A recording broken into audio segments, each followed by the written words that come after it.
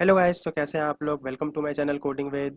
सो guys, इस video में हम बात करने वाले हैं TCS elevate wings one program के बारे में। सो गाइस, रिसेंटली मैंने अपने चैनल पे टीसीएस स्मार्ट हायरिंग के रिलेटेड एक वीडियो डाला था। सो गाइस, इसी वीडियो में मैंने आपको बताया था कि टीसीएस जो है आपको बहुत अच्छी अपॉर्चुनिटी प्रोवाइड करता है एलिवेट विंग्स वन प्रोग्राम के अंडर कि अगर आप टीसीएस ज्वाइन करते हो, आपका जो स्टार्टिंग पैकेज होता है वो 2 LPA रहता है या फिर 3.5 LPA होता है। सो इस प्रोग्राम के अंडर आप अपना पैकेज 7 LPA कर सकते हो एंड उसके बाद आप 12 LPA तक भी जा सकते हो। So what is elevate wings one program. So इससे पहले मैं आपको थोड़ा सा हिस्ट्री बता देता हूँ इसका। सो गाइस, टीसीएस में पहले टीसीएस डीसीए एग्जाम एक होता था, डिजिटल कैपेबिलिटी असेसमेंट, एंड उसके बेसिस पे आपका इंक्रीमेंट होता था। एंड उसका सिलेबस काफ़ी सिंपल था, आपका 2 कोडिंग क्वेश्चन आता था एंड बाकी एप्टीट्यूड जैसा एक एग्जाम होता था एमसीक्यू बेस्ड। एंड उसमें अगर आपने 2 कोडिंग क्वेश्चन कर लिए एंड आपका एप्टीट्यूड अच्छा जाता है तो आपका पैकेज डायरेक्टली इंक्रीमेंट हो जाता है 7 LPA।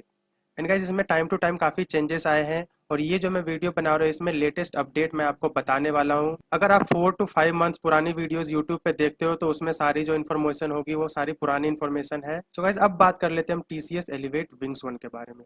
सो गाइस, अगर आप टीसीएस ज्वाइन करते हो तो या तो आप बीसीए बीएससी के बैकग्राउंड से होगे या फिर बीटेक बैकग्राउंड से होगे। सो गाइस, यहाँ पे स्लाइड में आप देख सकते हो TCS smart, ninja, TCS digital and then TCS innovator. So guys, अगर आप टीसीएस बीसीए या बीएससी के बाद ज्वाइन करते हो तो आपका जो कैटेगरी होता है स्मार्ट कैटेगरी होता है। सो स्मार्ट प्रोफाइल के लिए 2 LPA एंड निंजा प्रोफाइल के लिए 3.36 LPA। एंड देन आपको कुछ एलिवेट विंग्स वन के अंडर एक कोर्सेज करने होते हैं एंड मैं वो आपको बताऊंगा डिटेल में कैसे आपको करना है। सो उसको आप क्रैक कर लेते हो, सो आपका जो प्रोफाइल हो जाता है वो डिजिटल प्रोफाइल हो जाता है। सो टीसीएस डिजिटल में आप कन्वर्ट हो जाते हो एंड उसका पैकेज जो है वो 7.5 LPA रहता है, जो कि इन हैंड आपको 50,000 के अप्रॉक्स मिलता है। एंड गाइस, अगर आपका प्रोफाइल टीसीएस डिजिटल हो गया है सो आप टीसीएस इनोवेटर के लिए एलिजिबल हो जाते हो। सो टीसीएस इनोवेटर के लिए भी आपको कुछ कोर्सेज एंड कोडिंग क्वेश्चंस कुछ करने होते हैं, वो भी मैं आपको बताऊंगा। सो उसका पैकेज जो होता है वो 12 LPA रहता है। सो गाइज, ये टीसीएस का काफ़ी अच्छा अपॉर्चुनिटी है एंड काफ़ी आसानी से आप इसको पैकेज को पा सकते हो। सो गाइज, स्मार्ट प्रोफाइल या निंजा प्रोफाइल से डिजिटल में जाने के लिए आपको कुछ कोर्सेज करने होते हैं एंड देन आपका फिर उसको एग्ज़ाम भी देना होता है। सो उससे पहले कुछ हम इंपॉर्टेंट पॉइंट्स देख लेते हैं। सो आपका जो असिसमेंट होता है वो प्रॉक्टर्ड असिसमेंट होता है थ्राइस अ ईयर, 1 साल में 3 बार ये एग्ज़ाम होता है एंड आपको सेंटर पे जाके ही एग्ज़ाम देना होता है। देन इसका जो एग्ज़ाम होता है वो मई में होता है, अगस्त में होता है एंड देन नवंबर में होता है। एंड अटेम्प्ट्स की बात करें तो एनी नंबर ऑफ अटेम्प्ट्स, आप कितने भी अटेम्प्ट्स में इसको पास कर सकते हो या डिस्टिंक्शन ला सकते हो, जो भी आपका क्राइटेरिया रहता है। एंड इस एग्ज़ाम में गाइस आपका पासिंग मार्क्स होता है 50% एंड अबव एंड डिस्टिंक्शन होता है आपका 70% एंड अबव। एंड बात करें ग्रेड की तो ग्रेड आपका ए और बी होना चाहिए एटलीस्ट। सो बात कर लेते हैं ग्रेड क्या होता है, ये ए और बी है क्या। सो टीसीएस में जब आपका 1 ईयर कंप्लीट हो जाता है सो आपको मैनेजर से रेटिंग्स मिलती है एंड जिस प्रोजेक्ट में आप काम करते हो उसके मैनेजर जो होते हैं वो आपको ए और बी, आपके परफॉर्मेंस के ऊपर डिपेंड करता है आपको क्या ग्रेड मिलेगा। अगर आपको ग्रेड सी मिलता है तो सबसे लोएस्ट होता है, सी डी भी मिलता है किसी किसी को। सो अगर आपको सी मिल जाता है सो आपका जो ये सारा बेनिफिट है, आपका जो भी पैकेज बढ़ा है वो स्टॉप हो जाता है। आपका ग्रेड जो है ए और बी होना ही चाहिए। सो ये सारे कुछ इंपॉर्टेंट पॉइंट्स थे इससे रिलेटेड।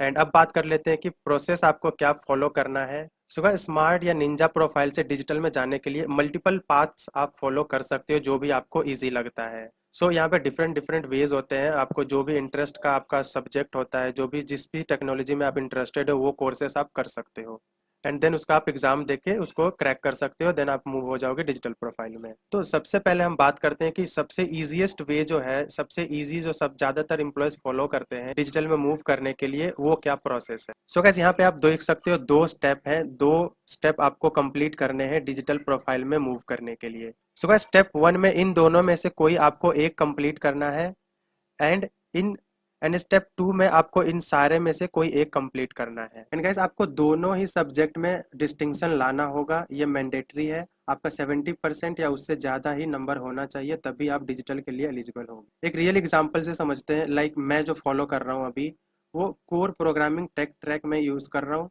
एंड एक बिजनेस स्किल ट्रैक में यूज़ कर रहा हूँ।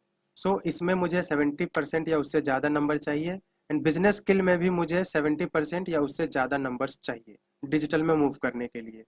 मुझे अगर कोर प्रोग्रामिंग ट्रैक में 70% या उससे ज़्यादा नंबर आ जाता है एंड बिजनेस में मुझे अगर 70 या 70 से ज़्यादा नंबर आ जाते हैं तो मैं डिजिटल के लिए एलिजिबल हो जाऊंगा, मेरा पैकेज जो है 7.5 LPA हो जाएगा। एंड दूसरा तरीका है डिजिटल पे पहुंचने के लिए, आप कोई भी इन दोनों में से कोई भी एक में डिस्टिंक्शन ले आओ 70% या उससे ज़्यादा, एंड दूसरे में सिर्फ पास हो जाओ यानी कि 50% से ऊपर ले आओ। सो आप फिर भी आप डिजिटल प्रोफाइल के लिए एलिजिबल हो जाते हो। सो सेकंड वे है कोर प्रोग्रामिंग ट्रैक, या इन दोनों में से किसी एक में 70% एंड दूसरे में जस्ट पास 50% से ऊपर। सो गाइज लाइक यहाँ पे अगर आपका कोर प्रोग्रामिंग ट्रैक में ग्रीन टिक लग गया है एंड इसमें बिजनेस में ग्रीन टिक लग गया है, सो आप डिजिटल के लिए मूव हो जाओगे। सो गाइज ये सारे की बात करें अगर हम, सो बिजनेस में आपके बिजनेस स्किल्स से रिलेटेड क्वेश्चंस आते हैं एग्जाम में कि आप टीम में कैसे काम करती हो, क्या standard way of working in an और कॉर्पोरेट लाइफ, कुछ इस टाइप के क्वेश्चंस होते हैं। कुछ सिचुएशंस आपको दिए जाते हैं एंड उससे रिलेटेड आपको क्या बेस्ट आंसर आपको चूज करना होता है, इस टाइप के क्वेश्चंस बिजनेस में मिलता है। आर्टिकुलेशन में भी उसी इंग्लिश से रिलेटेड कुछ क्वेश्चंस आपको मिलते हैं, प्रोसेस भी उसी टाइप से रिलेटेड है, एंड ये सारे यहाँ पे रिपीट हो रहे हैं। आप इस स्टेप में भी इनमें से कोई एक चूज कर सकते हो। एंड देन आपका एक यूनिट इलेक्टिव होता है जिसमें आप अपने प्रोजेक्ट के मैनेजर से अप्रूवल लेके यहाँ पे आप कोई भी कोर्स कर सकते हो आपके प्रोजेक्ट से related. And once you have reach the digital profile then आप एलिजिबल हो जाते हो इनोवेटर के लिए, जो कि आपका पैकेज हो जाएगा फिर 12 LPA अगर आप इनोवेटर को क्रैक कर लेते हो तो। सो इनोवेटर तक पहुंचने के लिए आपको एक फुल स्टैक ट्रैक में आपका डिस्टिंक्शन कंपलसरी है। कोई भी एक कोर फुल स्टैक ट्रैक में, इसमें मल्टीपल ट्रैक्स होते हैं, 7 डिफरेंट ट्रैक्स होते हैं कोर फुल स्टैक में, उसमें से किसी एक में आपका 70 या 70% से ऊपर नंबर होने ही चाहिए। सो अगर आपको फुल स्टैक में डिस्टिंक्शन आ रखा है, सो यहाँ पे आपको एक बिजनेस स्किल चाहिए जो कि आपके पास पहले से रहेगा। अगर आप डिजिटल तक मूव किए हो तो बिजनेस स्किल काउंट हो जाएगा उसमें।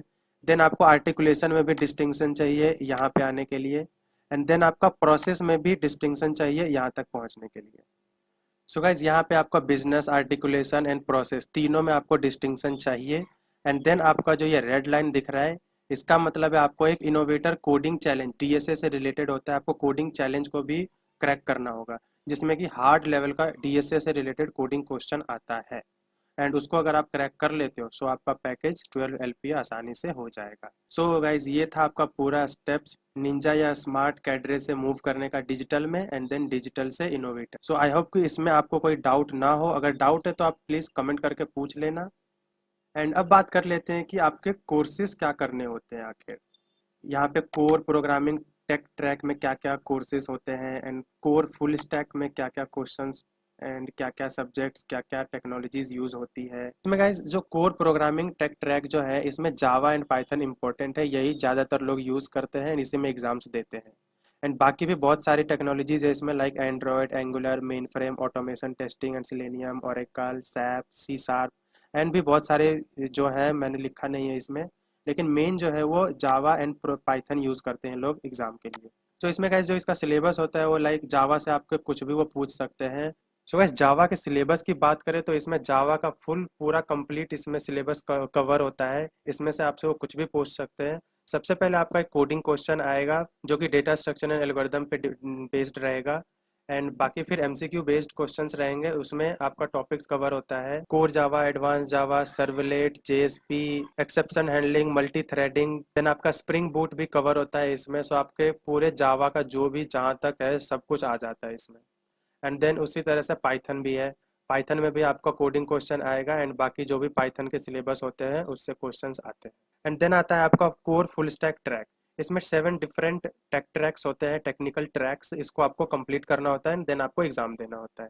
सो लाइक टेक्निकल ट्रैक 1 की बात करें तो इसमें मर्न स्टैक या mean stack, full stack developer आपको सारे इसमें MongoDB, Express.js, React, Node। And technical track 2 की बात करें तो वर्किंग विद डेटा रिपोजिटरी, इसमें आपका यूज़ होता है स्पार्क, पाइथन, कैस्केंड्रा DB, अज्योर, ये सारे टॉपिक्स इसमें आपको पहले पढ़ाते हैं, आपको खुद से पढ़ना होता है, आपको पूरा कोर्स मटेरियल इसमें प्रोवाइडेड होता है, आपको पढ़ना होता है एंड देन आपको एग्जाम देना होता है। एंड देन T3 की बात करें तो MFDM, machine first delivery model जो होता है उसमें पाइथन, डेटा विजुअलाइजेशन, इसमें कंप्लीट पाइथन का आपका पूरा कॉन्सेप्ट रहता है। T4 की बात करें तो इंटीग्रेटेड डिस्ट्रीब्यूटेड इकोसिस्टम, इसमें Jason, restful API, web services, networking, ये सारे टॉपिक्स कवर होते हैं। एंड T5 जो कि थोड़ा ईजी आप समझ सकते हो सकता है अगर क्लाउड में आप इंटरेस्टेड हो तो।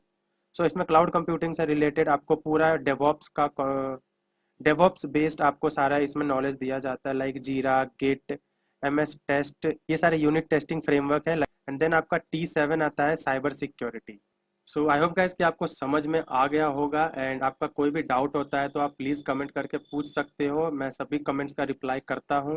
एंड गाइस वीडियो अगर अच्छा लगा हो तो प्लीज़ वीडियो को लाइक कर देना, चैनल को सब्सक्राइब कर देना।